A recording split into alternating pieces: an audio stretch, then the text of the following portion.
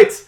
Hello, everybody. I am Dom of XComicReleases.com, associate editor, and today coming back to the channel is none other than, again, one of my favorite creators of all time, the living legend of many, many titles that I have way too long of a list to name. That is none other than Superman Birthright writer Mark Waid. How are you doing today, sir? I'm good. I'm good. What kind of day has it been so far? It has been very hot. It's been 100 degrees here in the East Bay. I went outside Easy. to do some chores, but otherwise, No, yeah. that won't last. Yeah, yeah. How hot has it been there in the LA area for you, Mark? Oh, it's been a sweltering 70 degrees all day long. We, Um, I would I like know. some of that. I know. It's one of the big reasons I don't think I'll ever leave the Los Angeles area because I love the fact that, even when it's hot, there's breezes blowing and it's never oppressively hot. There's like 6 weeks of the year Mhm. where it's like, oh, Jesus. But other than that, it's fine. It is. I was in Irvine for a couple of years, and let me tell you, like, the straight 70, 80 degrees, like, year round, with the exception of, like, a couple of days, nothing beat it. Yeah, But, I think that's just California. But that's why people love coming here anyways. sure. But anyways, I am very happy to have you back on, Mark. We have a lot to talk about. It's been, I think, 7, 8 months since we last chatted. Obviously, we had the DC Finest live stream and the preview of your Justice League Unlimited book. But before we get all into that, watch Superman. What did you think of it? Oh, there's a movie. That's right. Yes, I really loved it. I thought it was really well done. I thought Corn Sweat looked and acted like Superman. I even felt like I was not watching a guy in a suit. I felt like I was watching Superman. Brosnahan, Skylar, all those people. Everybody in the cast was bang on. Um, the dog was great. I mean, you know, I may have a couple of quibbles like everybody, but I had quibbles about this Christopher Reeve movie, and it changed my life. So the predominant emotion is, boy, I really enjoyed it. I really had a good time. Yeah, me too. Like, I watched it with my dad, which kind of made the experience, like, bigger to Oh, me. very nice. Yeah, yeah. And it was just like, hey, dad son moments. We enjoyed the movie. One of my favorite things, though, just about the film, overall, there's superhero comics in general. The easiest way to sway me into a TV show or a movie is to see the Mhm. superhero doing superhero things, like saving people. Yeah, Instead of necessary, like, you don't have to beat up the bad guy. I just want to see that person save as many people as possible. I feel like that was the central tone of the movie, and the fact that they yeah. kept doing it over, like, I thought that was awesome. Look, I mean, if you go back to that first Christopher Reeve movie, there's not a single punch thrown anywhere in that movie. Mhm. It's just about, the sanctity of human life and the degree that Superman will go to save it. And, it's really brought to the fore in this movie. The other thing I really enjoyed and made it, I think, fairly unique was in most superhero movies, certainly since the Iron Man era, the superhero is like the one fantastical element brought into an otherwise fairly grounded world. Right? Sometimes they're a villain too, but still it's basically a grounded world. This was not that. This was the exact opposite. This was come into Superman's world where fortresses and flying dogs and Green Lanterns and all that stuff is just a day in life. Right.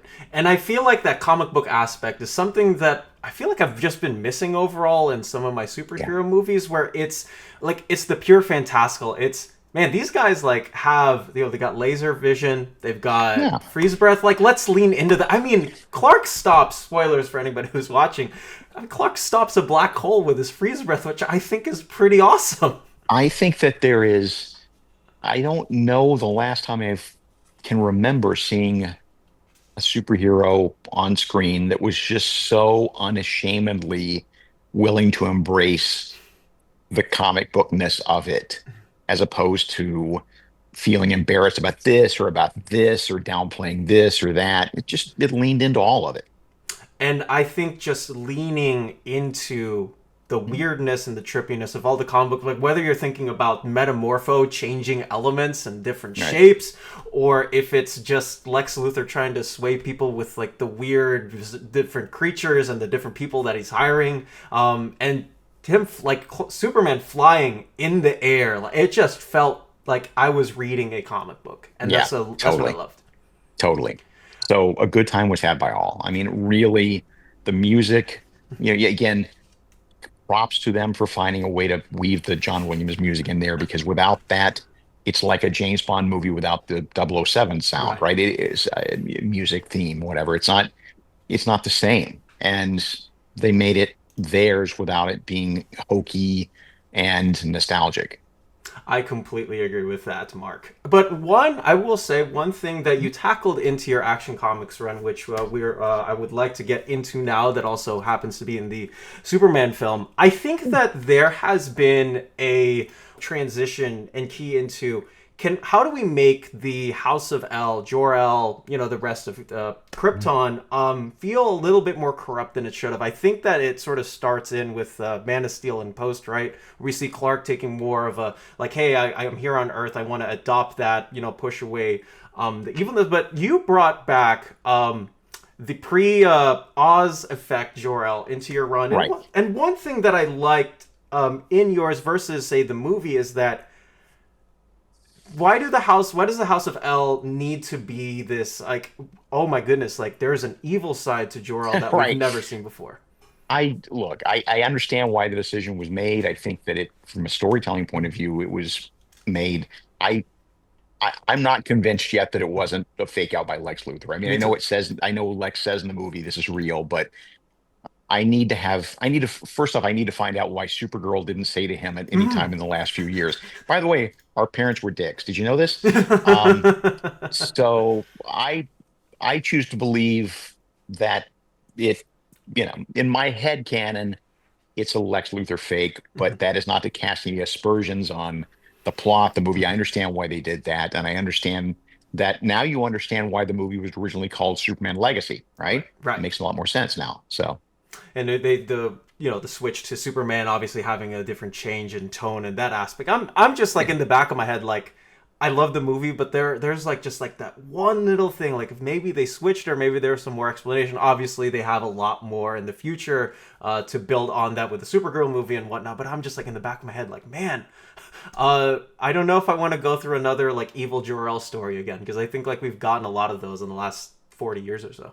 I can see that, but I get the impression that that's over and done with. I mean, I do think that it set up the ending really nicely with this callback to, the voices of his parents Mm-hmm. are soothing to him, and then you realize it's Mod Kent we're talking about. I don't know how soothing "I'm going to shine your boots" is, which is a really interesting choice that I think was, look, and again, I'm not laughing at it, I'm laughing with it. And like, that's okay. That's a choice for a Kansas farm woman. That's fine. It's, is it a choice I would ever have thought to make? No, but God bless him. God bless them indeed. But I mean, you've been doing Action Comics now for, it seems like, a billion years, but I mean, in reality it's only been a year or so. And obviously you had the weekly that you released out, and Right. now you're starting off a brand new run that just started Yep. last month with a Superboy.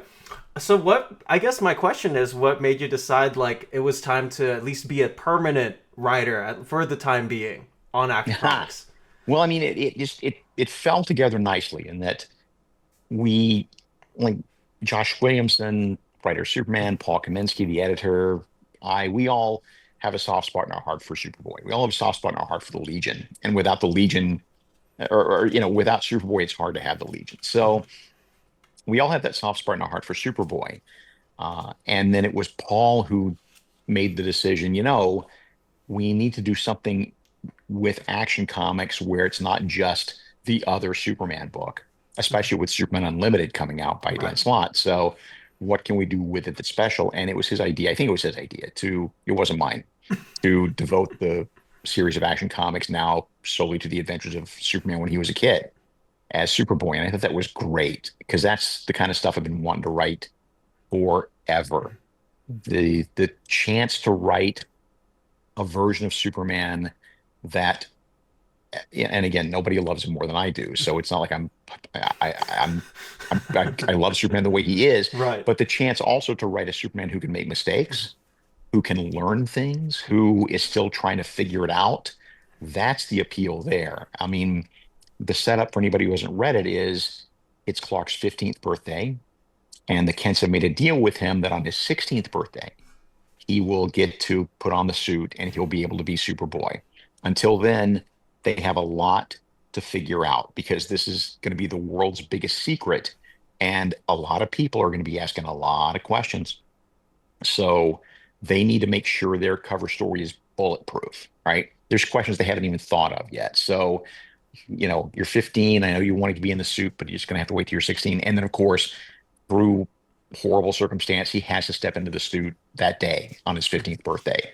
And he's seen in the public. And he does good things. He saves lives. But at the same time, now the Kents are behind the eight ball. Hmm. Now the Kents are rushing to catch up with, they haven't figured out the glasses. They haven't figured out the suit. They haven't figured out hardly any of this stuff yet. And now they've got to learn on the fly and keep Clark's secret in a very small town. And boy, the joy of just exploring his powers that way has been a delight. It definitely was, at least for me reading it last month, where I was just like, man, this reminds me of some of the hokey dokey adventures that Clark had in the late 50s and early 60s with the Superboy Yeah. backups in Action Comics. But a little more fun, I think, and a little more. I mean, the thing is, Hmm.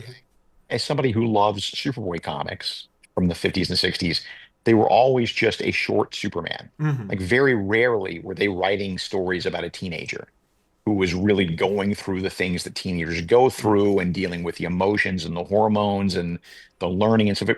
It was basically just the adventures of Superboy were the adventures of Superman when he was short. Hmm. So the chance to dig in there and really look at it from a real world perspective of, okay, this is, you're a farm boy in Kansas, what now? Has been a delight. And it first, and I want to get to you deciding to use those specific instances of him being a 15-year-old getting to 16 and all the drama that comes along with it. Mhm. My question, side note, because my brain also just comes in with this every single time. I think in writing, everybody, it seems like they want to catch up to the regular lingo of today's world, right? Where like people, or somebody like me, right, who's still a college student, still sees, Right. still sees people using, new lingo as opposed to old. My question is, when do you decide as a writer to have somebody, whatever today that might be the time is, let's just say, hey, like, let me use this word opposed to something that they would have said in the 50s. What goes in your head when you, I don't know, write dialogue like that, if I may ask. I'm very careful. I'm very conscious of it because slang is a two-edged sword. On the one hand, it can make the character sound a little more keyed in to what's happening now. On the other hand, slang never ages well, and these comics will be in print for a long time. Right. So the approach I took when I started with Archie comics back, 10 years ago when I started writing that stuff was just either create your own slang or just try to stay away from just write things in such a way where the voice sounds contemporary, but you're not using certain terms, certain phrases that are just going to age out really quickly. I mean, these Superboy stories are set maybe, 20 years ago, but I'm not going to have him talk about, having an AOL email address. It's just not, yes, that places it in time in that moment, but 5 years from now, that's going to look ridiculous. So that's, it's really more when you're writing young people, especially, it is less about the language they use and more about the universal experiences that we all have Hmm. at that age. Like, I don't really care whether Clark uses slang. What I care about is his crush on Lana. Hmm. And that's something that everybody can relate to is their high school crush or their disappointments in high school or this feeling that, oh gosh, if they could just see the real me instead of this Hmm. guy behind the glasses, Right. that everybody's that Clark Kent feeling at Right. some point in their life. And that's what you lean into. You don't worry about trying to make it sound, hey, well met fellow kids. Hey kids, fellow kids. That's a recipe for disaster.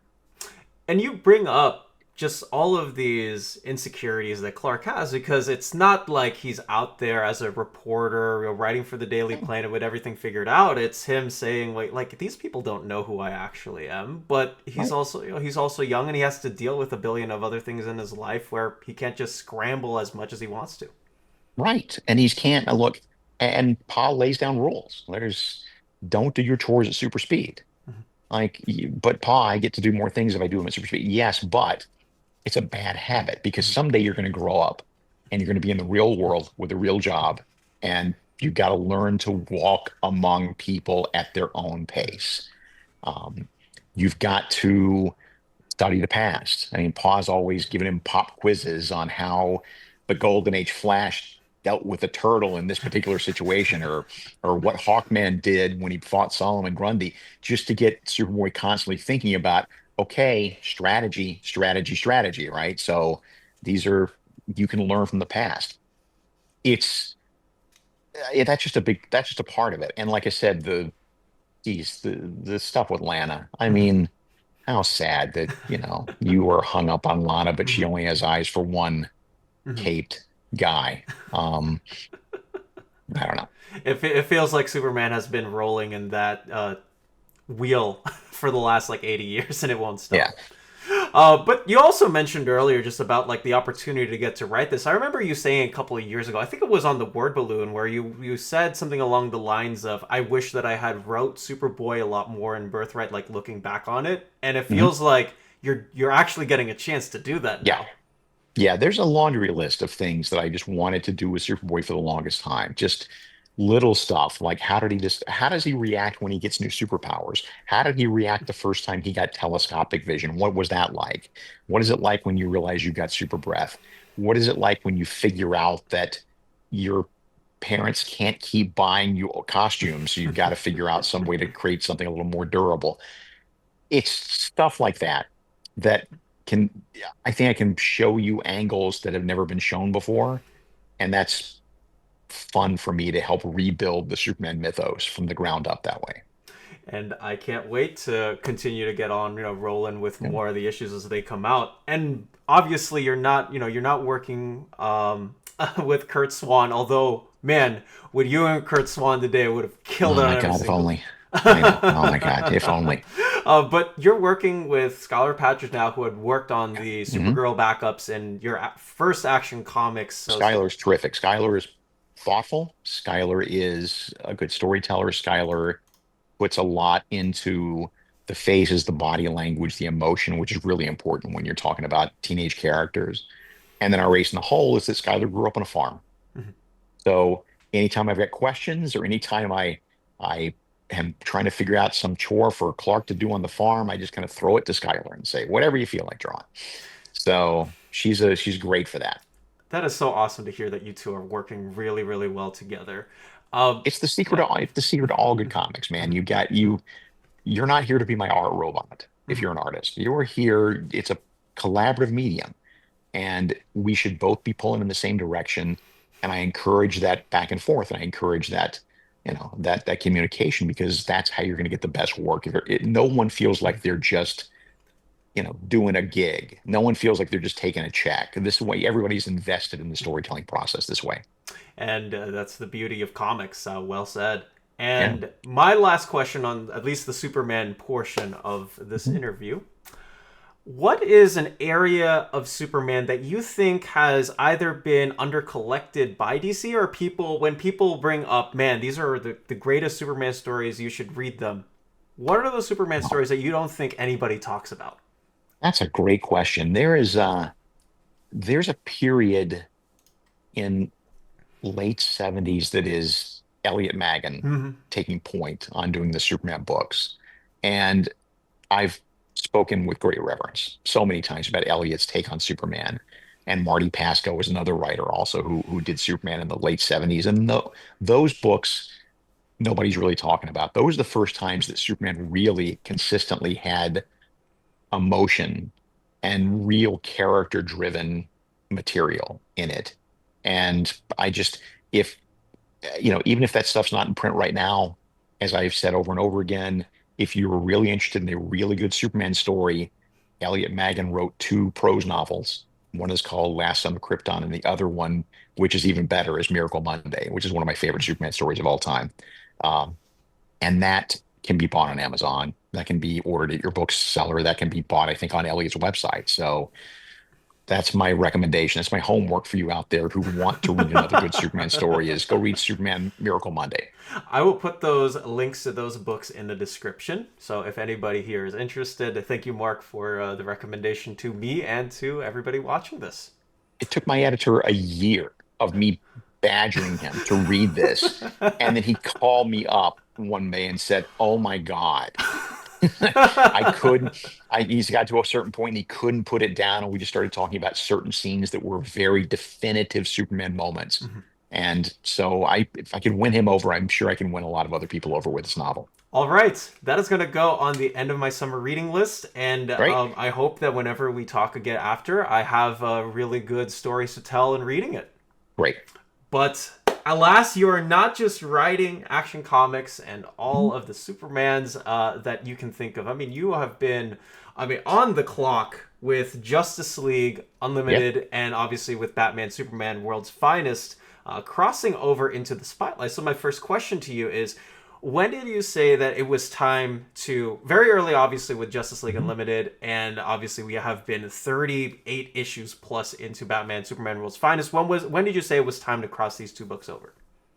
It really was a fortune of the calendar. I mean, fortuitous that way, in that we had come up to a period where there were 2 months that Dan Mora needed off of Justice League, Mm-hmm. and there were 2 months that Adrian needed off of World's Finest, and they were the same 2 months. And so rather than have readers think they're reading fill-in stories, we thought, well, no, let's make it an event. Let's go into it, like full blown and make it a big deal crossover between the two books. That way that, those books don't lose momentum, and the creators who have stepped, the artists who are stepping into those books to help us out aren't viewed as, oh, just fill in guys. No, no, no. They're telling a very important part of the overall story. So that's where that came from. And then we just started knocking ideas back and forth. The fact that World's Finest is set in the past and Justice League is set in the present automatically meant it was going to have to be a time travel story of some degree. And then the ideas just started flying. And before you know it, we had a big, giant blowout We Are Yesterday crossover. And you not only had that crossover, but you had the original Legion of Doom Yeah. tossed in there. Let me know what went on in your head when you said, we all not only have to bring obviously the past to the present with World's Finest, but having Sinestro in his original outfit, having Lex Luthor be the like all of these OG versions of themselves. Yeah. Well, it made sense because with Grodd as the key player, Grodd is in the present day looking around. He's free. He's managed to escape from Gorilla City. He wants to reestablish the Legion of Doom, but in current day DC continuity, Lex is a good guy over here, and nobody knows where Sinestro is. He's on another planet, and Bizarro is not around anymore, and so there's all these, hiccups that if I want to put the band back together, I can't do it now. But what I can do, he says, is I can go back about 5 or 6 years in the past and find that Legion of Doom and explain to them, look, for the next 4 or 5 years, I know you think you're going to set the world on fire, but I can promise you, I have been to your future. You're going to get your asses handed to you over and over and over again.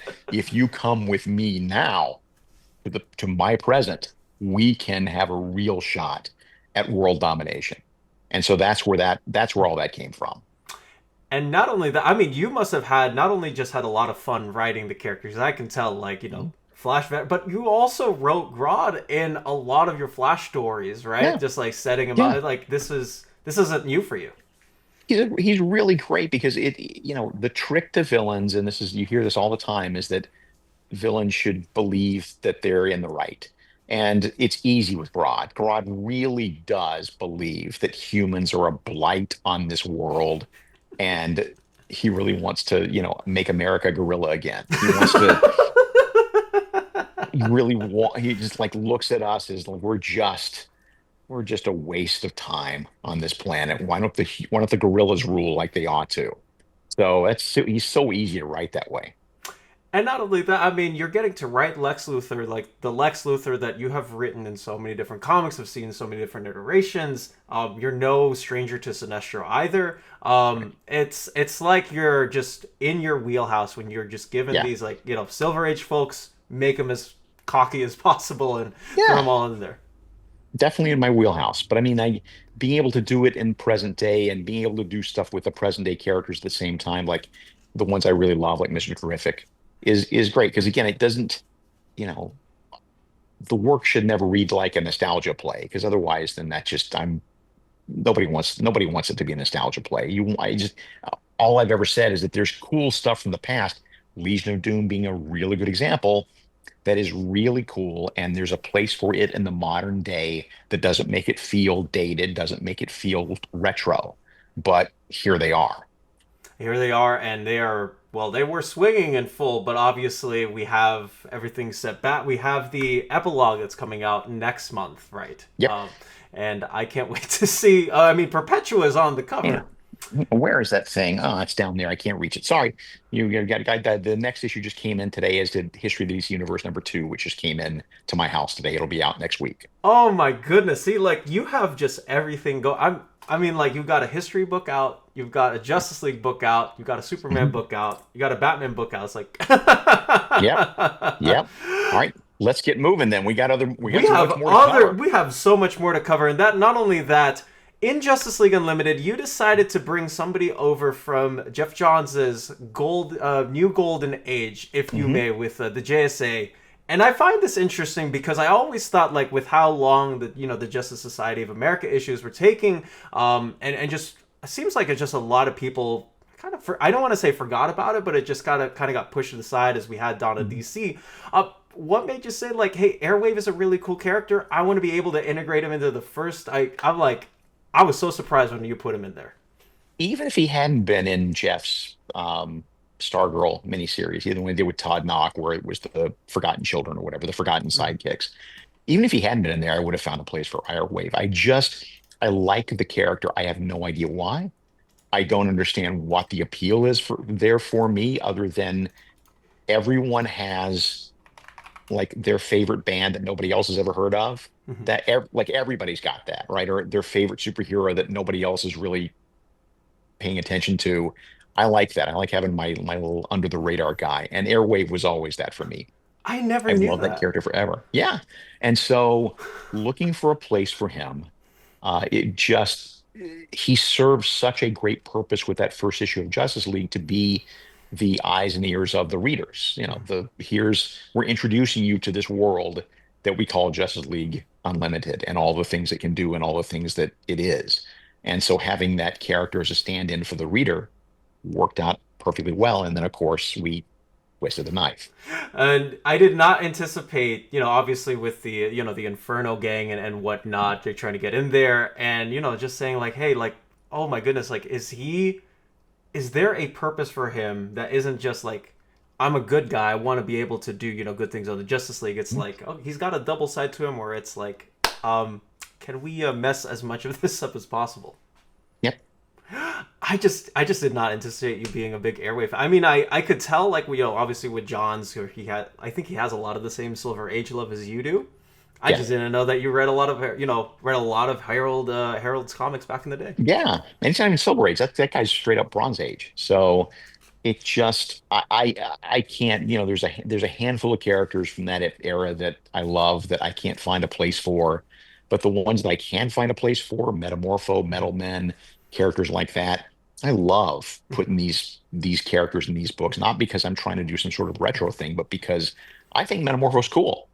Me And I think too. and so does James Gunn apparently. And I think there's something cool about that character. So why not like put a fresh coat of paint on him and show readers what he can do? I just recently read through the DC Finest Metamorpho, which collects everything Yeah, up to that's the. crazy stuff. Yeah. And I did not anticipate all of that material being, I think, as strong as I was expecting to. Because, again, Yeah. like, as somebody who had only read Metamorpho in Judd Winnick's Outsiders, it never Hmm. felt like I had a strong connection with the character because I'm like, okay, he's just a part of the Outsiders. But Right. I really think the guy's got a strong character. I think he's got like a great thing going on between his awkward relationship with Simon Stagg and also Hmm. trying to marry his daughter. He is also trying to be a decent, decent human being by saving people, being a Yeah, superhero. I think is a really awesome character. I do too. I think he's awesome. Again, I'll die on that hill. He's a great DC character. And you also wrote a '90s series with Yeah, him, right? How was yeah, sure that? did. Do you have any recollections or from writing that by any Not chance? not really, just the same love of that character, Mhm. the same idea that there's that I mean, he was Indiana Jones before there was an Indiana Jones. Mhm. That was his backstory, and he was that alone makes him interesting. But then the idea that his body was scrambled, Mhm. like the stuff in it was just scrambled, which is why he looks the way he does. It's not that he can, movie aside, it's not that he can create stuff out of whole cloth because we have a bunch of characters you can just point at stuff and suddenly it's platinum or suddenly they turn it into gold. This is more Metamorpho's powers are that he's only able to access the chemicals that are already in the human body because he's not transmuting. Right. He's just everything in him is just scrambled. So that's fun to do too. The physics major in me is like, oh, cool, let's bring out the chemistry textbook and see what kind of elements you can make out of this stuff. I didn't know that you were a physics major, Mark. That I is was a, intriguing. it was, I mean, I changed majors like 45 times in college and still never graduated. I'm still 3 credits short. Ah, 3 credits. three. Um, yeah, yeah. They actually asked me to be a valedictorian a couple of years ago, and I was like chuffed, and they said, "Oh wait, we only can have you be a valedictorian if you're a graduate." I'm like, "That's up to you. Can you really not just like throw me a class? Can you really? Can I take a mail order class? I can finish the degree." So There's a lot of three that's three credit, I know. classes out there. It doesn't seem to have hurt me though. That's good. I think you have had a pretty awesome career. I mean, you got to write Kingdom Come and all of these like other cool books. I mean, it's worked out Right. pretty well Having for that, you. yeah. My having no bachelor degree doesn't seem to have really hurt me. Okay. It doesn't. But one thing that you also have been doing in Justice League Unlimited is also like setting up the table for other characters. And we talked a Mhm. little bit about this when you were on my channel last time. But you brought in Levi, who is the brand new Swamp Thing, and I remember you distinctly saying, "I had to do research on Levi because you had Yeah. not known that Levi was the current Swamp Thing." Right. So I guess my table question to you is, did you really did you enjoy reading Rom v Swamp Thing, and Oh yeah. how different has the like writing that character? I did. I think it was a really interesting take on it. I think frankly, Levi's a blasphemous to say, but a much more interesting character than Alec Holland, the Yes. human being, was.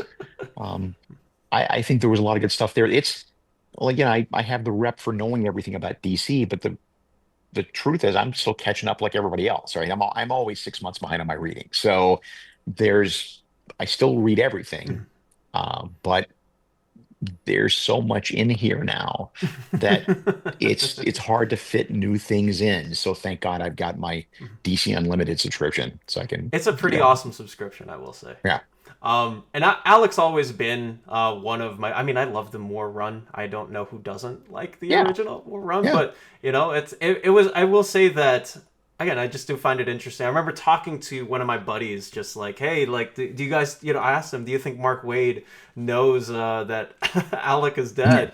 And when you told me that you hadn't known until a couple of like months beforehand, I was right, kind of befuddled. yeah.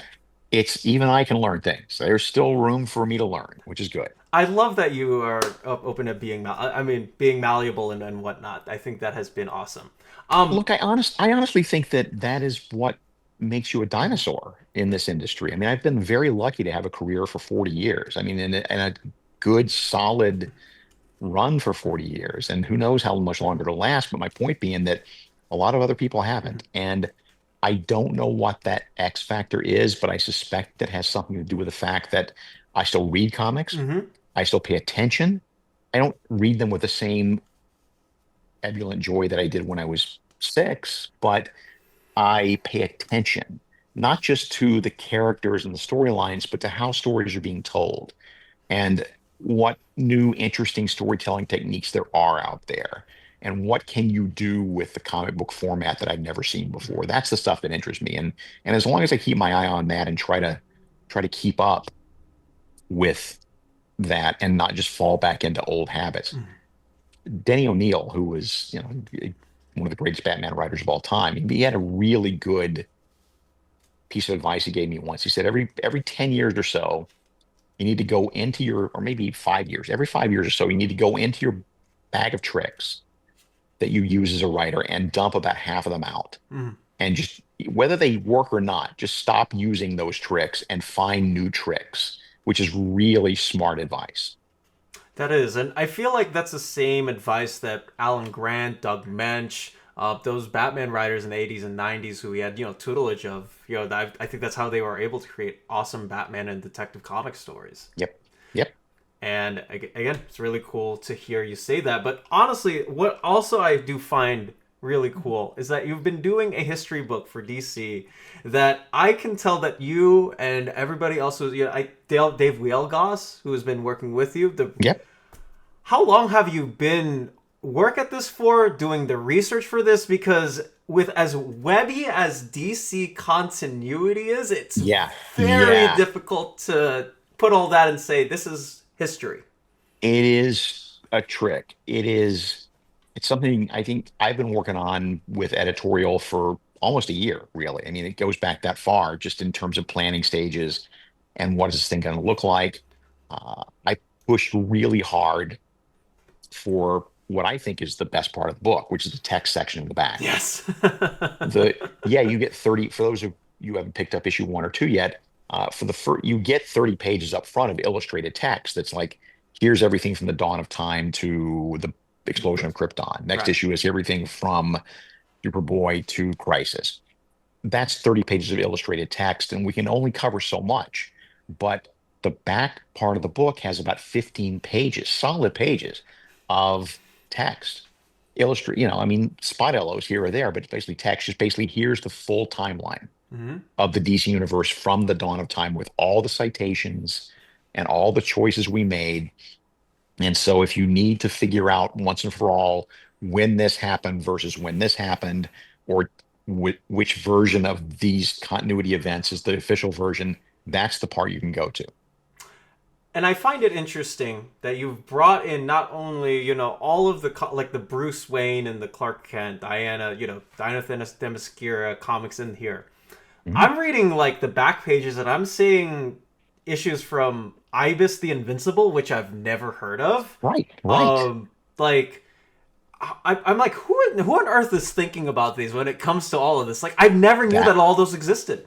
that's the point of the book, man. That is, it's I if this doesn't get you charged up and wanting to know more about these characters, I don't know what to tell you.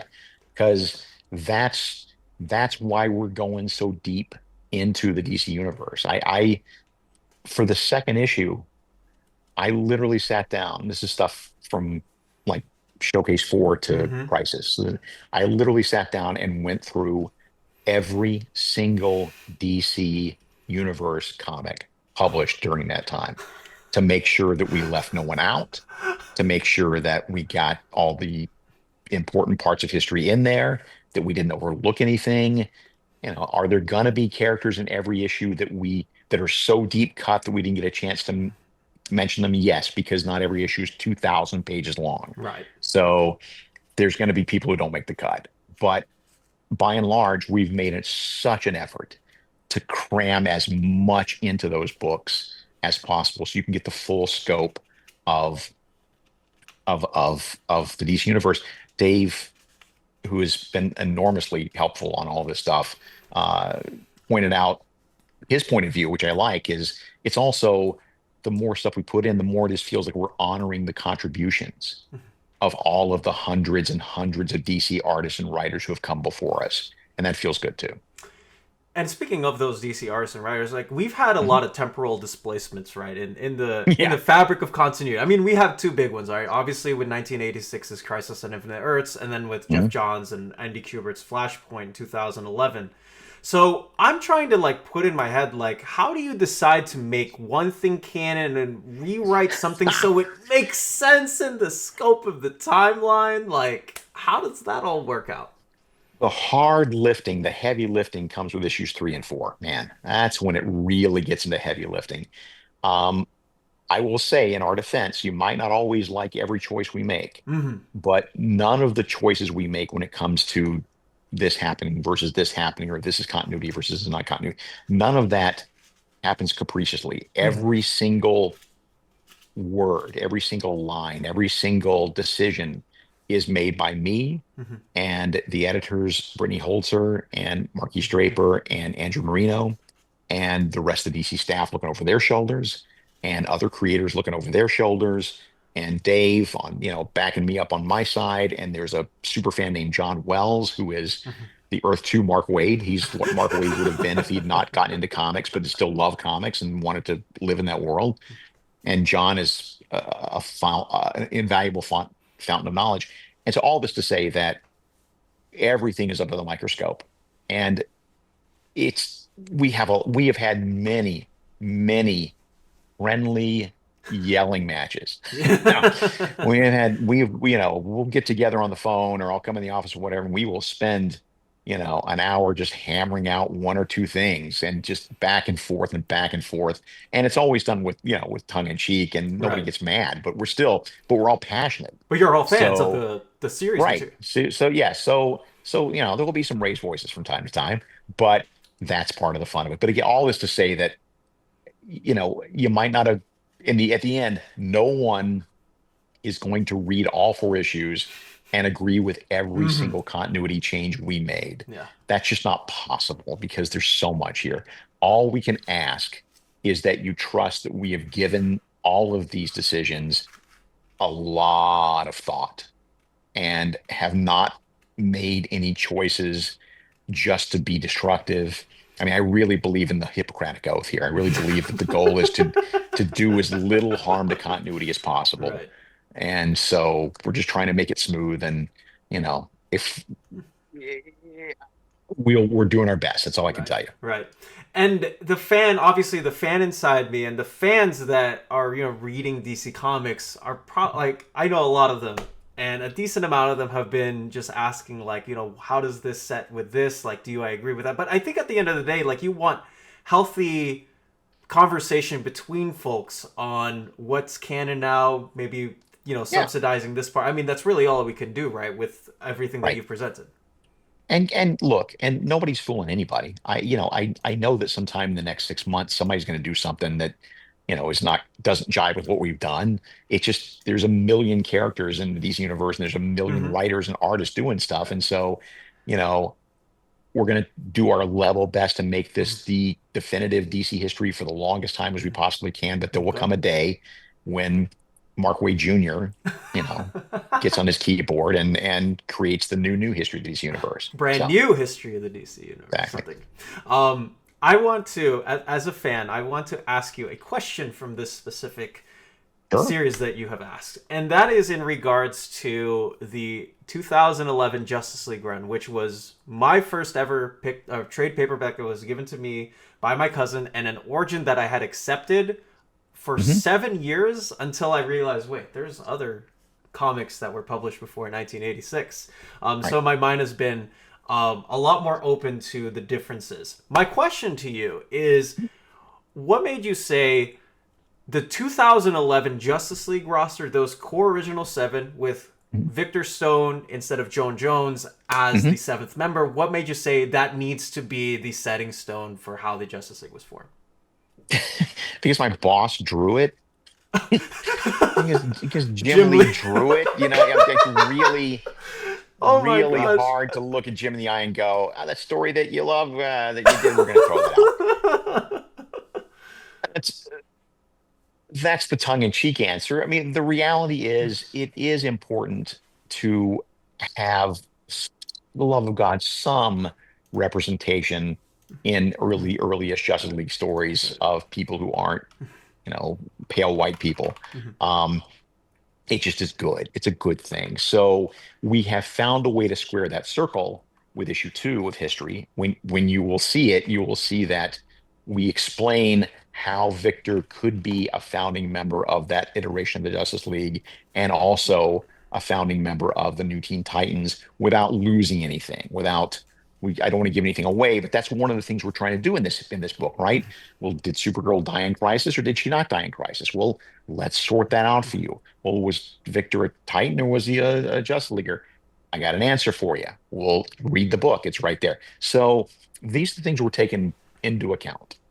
I appreciate that. Again, as somebody like I am a big Teen Titans fan. Like I grew up with that the 2003 Teen Titans show and Young Justice, which came about. Like those were always my guys. So when I read the 2011 run, I was like, wow, this is really cool that one of my favorite Teen Titans just happens to be a Justice League member. Yeah. And But the so thing is, yeah. you can also knit that together. Mhm. I mean, obviously, there's going to be some patching over of holes in continuity that were going to be harder to do than others. But the transition to that iteration of Justice League to the iteration that we have already known is not that hard. And one of the things that was an enormous help was that if you look in that 6-issue Justice League origin Mhm. story by Jeff Mhm. and Jim Lee, at no time in that book does anyone say, "We are the Justice League." Right. Those words are not spoken in that comic. So, therefore, you can make a case that JLA Year One is also in continuity, and you can put those two together in a way that there's still some seams. There's still some patching to be done. But basically, that gives us the best of both eras. I really like that you brought in the actual wait there are words printed on the pages of these comics and we can use that to our advantage when you're creating the timeline of this book. Yeah, they didn't call themselves the Justice League, so that's how we get JLA Year One. That is perfect, and next time I talk to somebody I will let them know that I asked you yourself and that there was an answer for it. Great, terrific. Awesome. And I really also appreciate, unrelated, I really appreciate that you brought in Mr. Terrific and Justice League. Like, who doesn't like Mr. Terrific? Well, now the whole world loves Mr. Terrific. He had the Yes. best moment in the movie. I, So good. He's a good character. He really is. he's one of my favorite Justice Society of America Yeah. members, like, overall. Like, I remember reading through the 1999 run and onwards, and at Mhm. every point I was like, this guy is, like, he's incredibly smart. His Yeah. T-balls are cool. He's got all Hmm. the tech you can think of in the world, and Yeah. he's got an awesome personality. Yeah, he's a badass. I mean, there's no need for him to be on the sidelines. I agree. I completely agree with that. And a couple of more questions, Mark, and hopefully we Yeah. can we can round all of this out. So I want to bring into another. I saw that you brought in Bruce Wayne, Mhm. the return of Bruce Wayne home in the first issue of Yeah. Justice League, obviously with Batman. And it is canon now. Like, we could we both accept the canon that Grant Morrison introduced, where instead of Omega beams like KOing people, they actually just send those back, like send the people back in time. I think you can do both. I think that's my take on it. Okay. Is the Omega Beings do whatever Darkseid wants them to do. So yeah, sending him back in time made sense to me. It fair enough for Yeah. me. And my second question to you is like I know that you are a super big Grant Morrison fan. Mhm. I am a super big Grant Morrison fan, and I am currently rummaging through Final Crisis, I should say, Mhm. with a friend, and it there is a lot in there, in terms of the themes, in terms of the story material. I think if you gave a brand new, like someone who wants to be a comic book fan, tries to get into comics, if you give them that, I don't know if they'd stay as comic book fans, but All right. there are cool characters in it. My question to you on Final Crisis is, if you have any at all, do you have any takes, or what do you think Grant Morrison is trying to say through the pages of Final Crisis, or do you just view it as this was a big DC event back in 2008, etc.? Gosh, I mean, I think that Grant always has that metatextual Mhm. angle in the back of his head, and the simplicity of my favorite thing about Crisis, Final Crisis, which by the way, if you want a taste of my job, try synopsizing it in 2 pages. Wait, what? Yes. Try devoting 2 pages of History of the DC Universe to all of Final Crisis. That is what I do. So, um, the best thing about Final Crisis is the most misunderstood moment, which is when Superman whistles at the end. And that brings everything to its, to its resolution, because it's all about vibrations. Everything about the multiple universe, everything about the DC multiple universes has always been about vibrations. The idea that all our multiple Earths exist in the same exact spot in space. What separates us is the vibrational rates that we are traveling through. So that's the kind of touch that Grant remembers, and I really like that. There's a, and I was reading through a lot of like Flex Mentala, which is another book that I read. I feel like Yeah, had a lot of that same like, hey, like superheroes are supposed to be superheroes, but there's always like that one thing in the book. Like if you can just find that one thing and take it home with you, like that's what makes a Grant Morrison comic a Grant Morrison yeah, comic. And I feel like I agree with you on your point there, but I just found Final Crisis a really smooth read through, especially through the Superman Beyond 3D issues, which yes, yeah, is just like, I'm like, that's pure Superman. Like no matter what planet or what setting that yeah, Superman's on, he's going to be a hero no matter what the cause, no matter what and I'm just like, that's pure Morrison. And I yeah. really love that about it. Yeah. And did the whole series skew towards Superman? Yes, it did. You know why? Because he's Superman. This is what we learned with Kingdom Come, is that any story with Superman in it, just by the gravity of that character, becomes a Superman story more often than not. Mm-hmm. So Grant just leaned right into it. And I can't say that I mean I love your take on obviously your take on Superman, but it's just really hard to put a Morrison Superman comic down. Like no matter what it is. Yeah, totally. Like I just found myself enjoy like through all of the like I have the 3D glasses on because they have Mhm. they pack those Yeah. into the apps. I was like, this is rad. I need more of this. Right. But yeah, Oh, I well, let's spend let's more move time on. talking about how cool somebody else is. I completely agree I'm with you, Mark. kidding. I'm kidding. I'm kidding. You are still writing Batman and Robin Year One, which has just been a phenomenal treat every single month. It's like you and Chris Somney, who is just devoting Oh, all it's of the the times best. of Yeah. these pages. Like Yeah. I am seeing through the like Dick Grayson is still trying to figure it out, and I really appreciate that you're bringing to light like how Bruce is trying to be a decent father and is still also trying to figure that craziness out. Right. He has no idea how to be a father. He stopped being a kid the moment his parents died. Mhm. He's not only did he doesn't know how to be a dad, he doesn't even know how to be a kid.